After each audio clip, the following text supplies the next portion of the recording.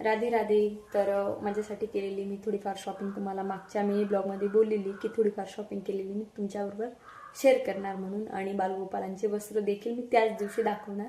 आणि ताईंची रिक्वेस्ट होती की बालगोपालांचे वस्त्र दाखवा असं, मी स्टिच केलेले, तर चला मग दाखवते।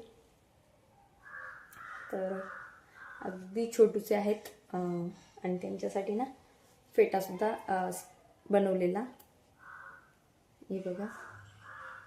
आणि जर तुम्हाला स्टिचिंगचा व्हिडिओ पाहिजे असेल तर कमेंट करून मला नक्की सांगा। तर थोडासा टाईमच झाला मला शेअर करायला तुमच्याबरोबर, पण आता काय करता येईल। तर असे एकदम छान दिसत होते, कारण ते ना त्यांना कपडेच नव्हते आणि त्यांच्या मापाचे कपडे इझिली भेटले नसते इथं। मग म्हटलं चला आपल्याकडे आहे तर आपण स्टिच करून बघू। तर फर्स्ट टाइमच खूप छान झाला त्यांचा ड्रेस, तर मला खूप आवडलेला। तुम्हाला कसा वाटला कमेंट करून मला नक्की सांगा। आणि मी मोठ्या बालकृष्णांचे पण कपडे स्टिच केलेले याच्या आधी, एवढे छोटूशा बालकृष्णांचे जो ड्रेस होता तो आतापर्यंत मी स्टिच केलेला नव्हता, हा फर्स्ट आहे।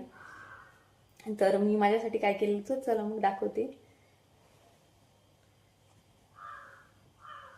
तर एक असा लॉंग मध्ये टॉप घेतलेला, आणि दुसरा असा होता। आणि जेव्हा पण मी यांना वेअर करेल तुमच्याबरोबर ते देखील मी शेअर करणार आहे की कसे दिसतात हे।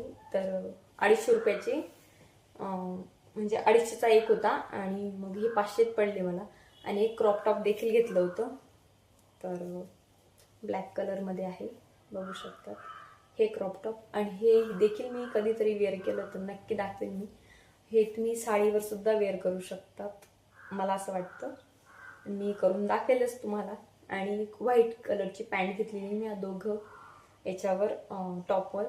तर जास्त पॅन्टमध्ये जास्त काही खर्च केला नाही मी। चालेल मग, बाय, राधे राधे।